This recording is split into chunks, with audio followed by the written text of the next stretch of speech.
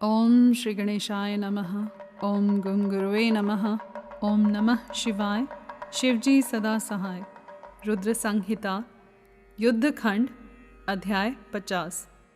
शुक्राचार्य की घोर तपस्या और इनका शिवजी को चित्त रत्न अर्पण करना तथा अष्टमूर्त्यष्टक स्तोत्र द्वारा उनका स्तवन करना, शिवजी का प्रसन्न होकर उन्हें मृत संजीवनी विद्या तथा अन्यान्य वर प्रदान करना।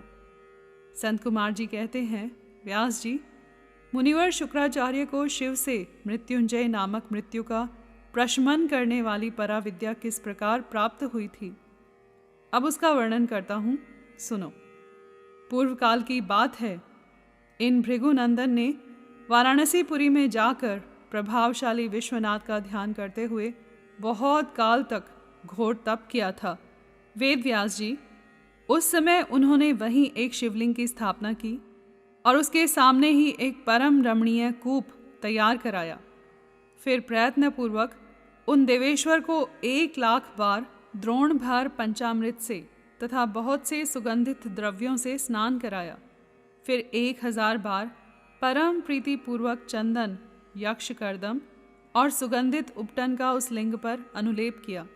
तत्पश्चात सावधानी के साथ परम प्रेम पूर्वक राजचंपक यानी अमलतास, धतूर, कनेर, कमल, मालती, कर्णिकार, कदम्ब, मौलसिरी, उत्पल, मल्लिका यानी चमेली, शतपत्री, सिंधुवार, ढाक, बंधुक पुष्प यानी गुल दोपहरी, पुनांग, नाग केसर, केसर, नव मल्लिक यानी बेल मोगरा, चिबिलिक यानी रक्तदला, कुंद यानी माघ पुष्प, मुचुकुंद यानी मोतिया, मंदार, बिल्वपत्र, गुमा, मुरुवृक यानी मरुआ, वृक यानी धूप, गंठीवन, दौना, अत्यंत सुंदर आम के पल्लव, तुलसी, देवजवासा, बृहत्पत्री, कुशांकु, नंदावर्त यानी नादरुख, अगस्त्य,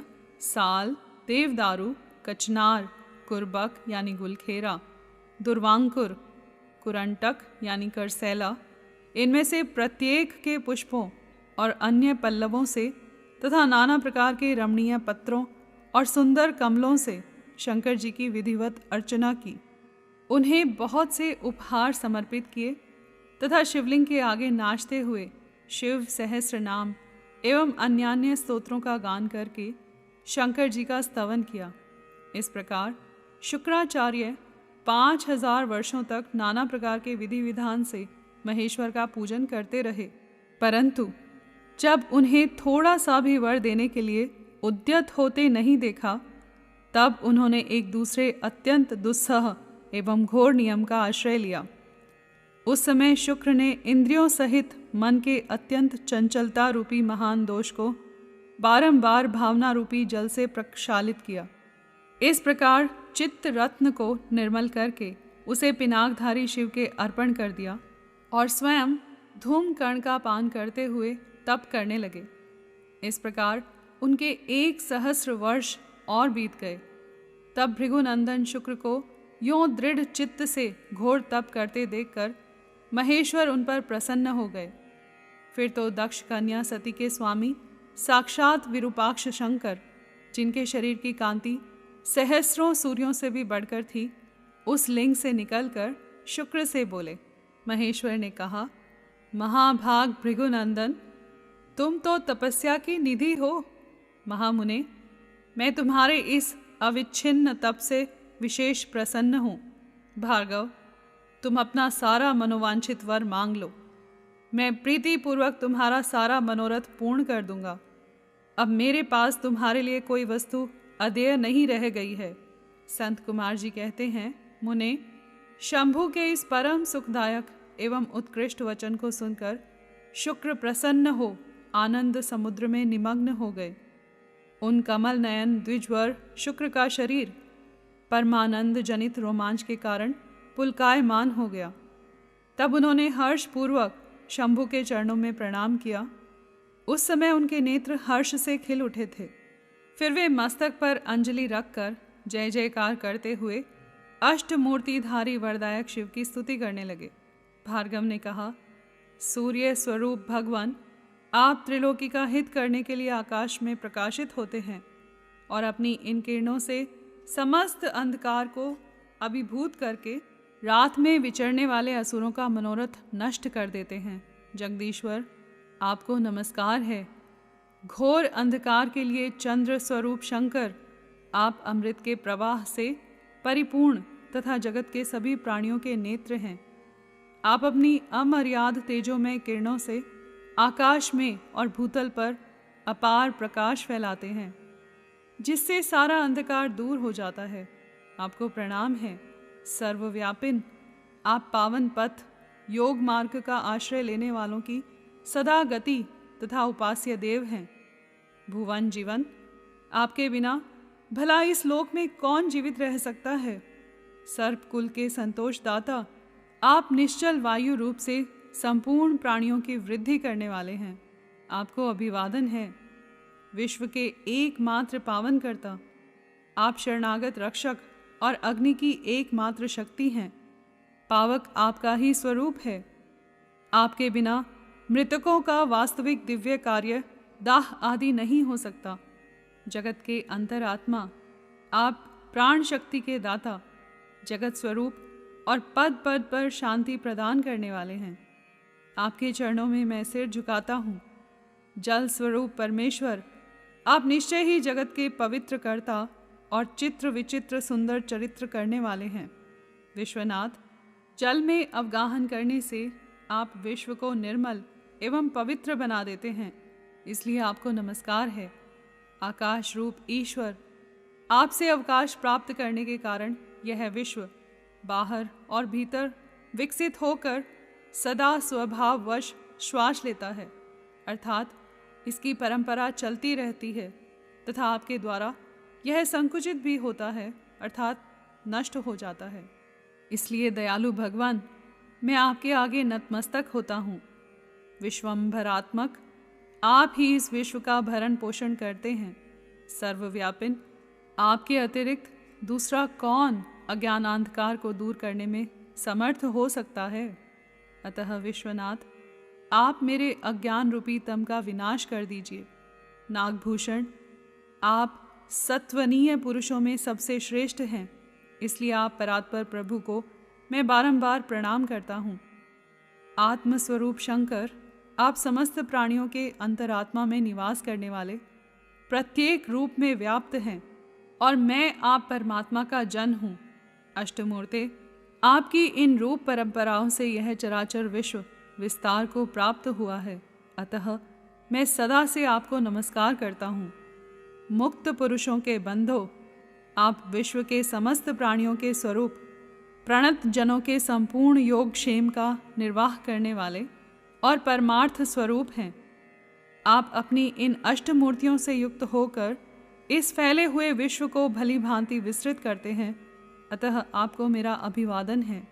संत कुमार जी कहते हैं, मुनिवर, भृगुनंदन शुक्र ने इस प्रकार अष्टमूर्त्यष्टक स्तोत्र द्वारा शिवजी का स्तवन करके भूमि पर मस्तक रखकर उन्हें बारंबार प्रणाम किया। जब अमित तेजस्वी भार्गव ने महादेव की इस प्रकार स्तुति की, तब शिवजी ने चरणों में पड़े हुए उन द्विजवर को अपनी दोनों भुजाओं से पकड़कर उठा लिया और परम प्रेम पूर्वक मेघ गर्जन किसी गंभीर एवं मधुर वाणी में कहा। उस समय शंकर जी के दांतों की चमक से सारी दिशाएं प्रकाशित हो उठी थी। महादेव जी बोले, विप्रवर कवे, तुम मेरे पावन भक्त हो। तात, तुम्हारे इस उग्र तप से, उत्तम आचरण से, लिंग स्थापन जन्य पुण्य से, लिंग की आराधना करने से, चित्त का उपहार प्रदान करने से, पवित्र अटल भाव से, अविमुक्त महाक्षेत्र काशी में पावन आचरण करने से मैं तुम्हें पुत्र रूप से देखता हूँ। अतः तुम्हारे लिए मुझे कुछ भी अदेय नहीं है। तुम अपने इसी शरीर से मेरी उदर दरी में प्रवेश करोगे और मेरे श्रेष्ठ इंद्रिय मार्ग से निकलकर पुत्र रूप में जन्म ग्रहण करोगे। महाशुचे, मेरे पास जो मृत संजीवनी नाम की निर्मल विद्या है, जिसका मैंने ही अपने महान तपोबल से निर्माण किया है, उस महामंत्र रूपा विद्या को आज मैं तुम्हें प्रदान करूँगा, क्योंकि तुम पवित्र तप की निधि हो, अतः तुम में उस विद्या को धारण करने की योग्यता वर्तमान है। तुम नियम पूर्वक जिस जिस के उद्देश्य से विद्येश्वर की इस श्रेष्ठ विद्या का प्रयोग करोगे, वह निश्चय ही जीवित हो जाएगा। यह सर्वथा सत्य है। तुम आकाश में अत्यंत दीप्तिमान तारा रूप से स्थित होोगे। तुम्हारा तेज सूर्य और अग्नि के तेज का भी अतिक्रमण कर जाएगा। तुम ग्रहों में प्रधान माने जाओगे। जो स्त्री अथवा पुरुष तुम्हारे सम्मुख रहने पर यात्रा करेंगे, उनका सारा कार्य तुम्हारी दृष्टि पड़ने से नष्ट हो जाएगा। सुव्रत, तुम्हारे उदय होने पर जगत में मनुष्यों के विवाह आदि समस्त धर्म कार्य सफल होंगे। सभी नंदा यानी प्रतिपदा, षष्ठी और एकादशी तिथियां तुम्हारे संयोग से शुभ हो जाएंगी और तुम्हारे भक्त वीर्य संपन्न तथा बहुत सी संतान वाले होंगे। तुम्हारे द्वारा स्थापित किया हुआ यह शिवलिंग शुक्रेश के नाम से विख्यात होगा। जो मनुष्य इस लिंग की अर्चना करेंगे, उन्हें सिद्धि प्राप्त हो जाएगी। जो लोग वर्ष पर्यंत नक्त व्रत परायण होकर शुक्रवार के दिन शुक्रकूप के जल से सारी क्रियाएं संपन्न करके शुक्रेश की अर्चना करेंगे, उन्हें जिस फल की प्राप्ति होगी वह मुझसे श्रवण करो। उन मनुष्यों में वीर्य की अधिकता होगी, उनका वीर्य कभी निष्फल नहीं होगा। वे पुत्रवान तथा पुरुषत्व के सौभाग्य से संपन्न होंगे, इसमें तनिक भी संदेह नहीं है। वे सभी मनुष्य बहुत सी विद्याओं के ज्ञाता और सुख के भागी होंगे। यो वरदान देकर महादेव उसी लिंग में समा गए। तब भृगुनंदन शुक्र भी प्रसन्न मन से अपने धाम को चले गए। व्यास जी, यों शुक्राचार्य को जिस प्रकार अपने तपोबल से मृत्युंजय नामक विद्या की प्राप्ति हुई थी, वह वृतांत मैंने तुमसे वर्णन कर दिया। अब और क्या सुनना चाहते हो? यहाँ पर अध्याय 50 संपूर्ण हुआ। कर्पूर गौरम करुणावतारम संसार सारम भुजगेंद्रहारम सदा वसंतम हृदयारविंदे भवम भवानी सहितम नमामि।